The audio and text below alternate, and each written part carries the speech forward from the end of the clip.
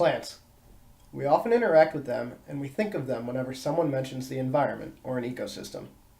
They are those green things that make life on Earth possible. After all, they are the producers of oxygen through the process of photosynthesis. Even though we associate life on Earth with the plants that surround us on land, it is often overlooked that plants are just as important in aquatic ecosystems as they are in terrestrial ones.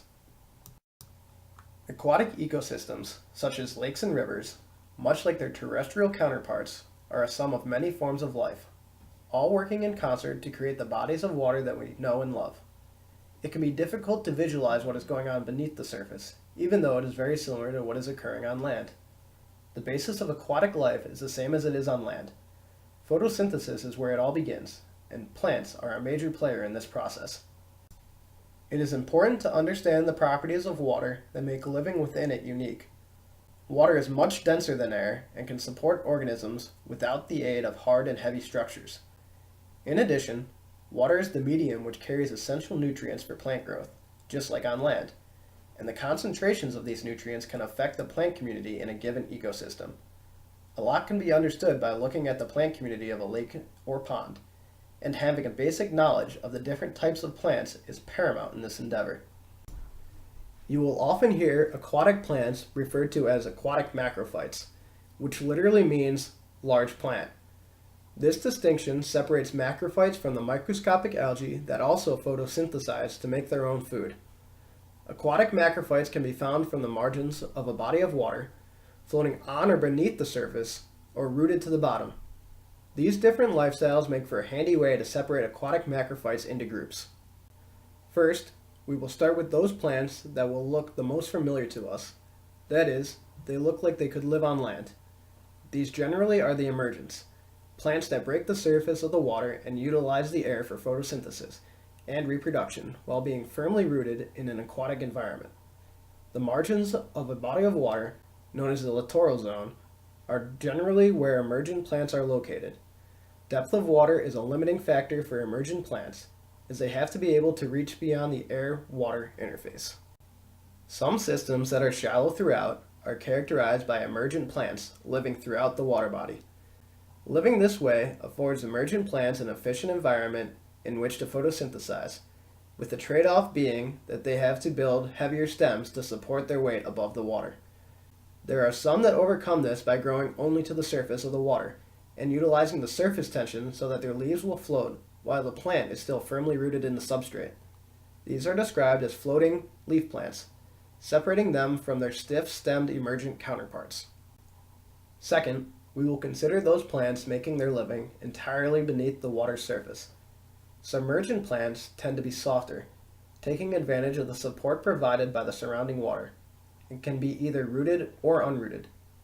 These can grow as long as there is light available for them to photosynthesize.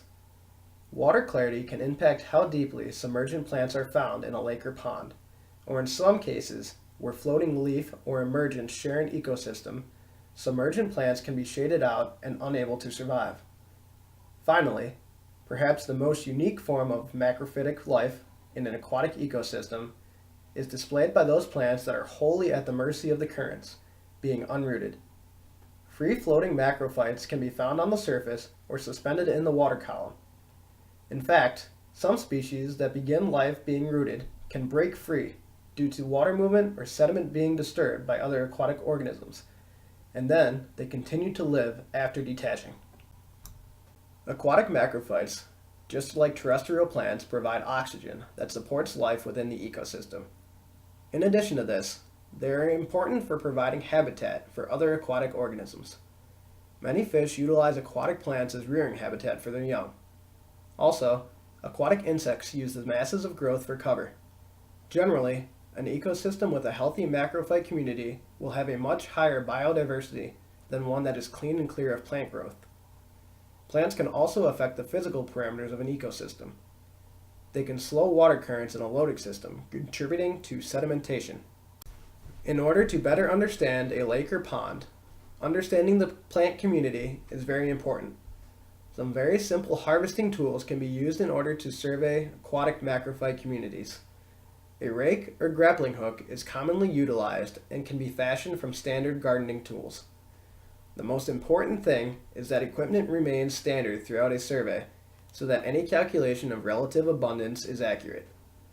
The head of a hard-tined garden rake works well, attached to a line and weighted to ensure that it reaches the plant life beneath the surface. Multiple sites of varying depths should be sampled.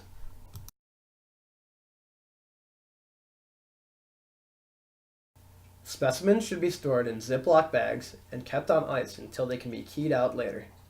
After a little practice, identifying macrophytes in the field would become quite easy.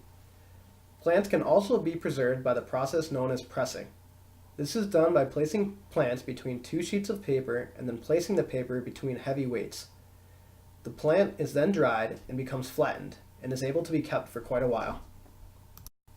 Sometimes, plants become a nuisance and lake users wish to see them removed. Even native species can become overbearing if they are found in areas where people are trying to recreate, and removing some of them can improve the enjoyment of a lake without hampering the ecological processes within the system. There are a couple of options to remove plants from an ecosystem. Active removal can be performed either by hand, utilizing nothing more than people picking plants and disposing of them, or some sort of chain or dredge that drags plants up from the bottom. Beyond this, mechanical harvesters or suction dredges can sometimes be used. These are usually used in larger scale where mass removal is wanted. A more passive and preventative system involves installing benthic barriers that lie on the bottom and prevent plant growth from taking root. In addition, controlling nutrient input, namely phosphorus, to systems can help limit plant growth to a healthy level, since a lack of nutrients can suppress plant growth. Care should be exercised when a perceived nuisance plant population is removed, since the plants are utilizing a large amount of nutrients in the water. If a majority of plants are removed without also decreasing the nutrients, then these nutrients will become available for the photosynthetic algae. This can mean trading one problem for another, sometimes more detrimental, as some cyanobacteria produce toxins harmful to other organisms. A lack of plants in an ecosystem can also hamper other aquatic populations as well, since a majority of organisms utilize macrophytes as a food source, reproductive habitat, and the rearing of young. That being said, a system totally overrun by plants is not healthy either, and can lead to a loss of biodiversity. It is important to strike a balance when managing aquatic macrophyte communities.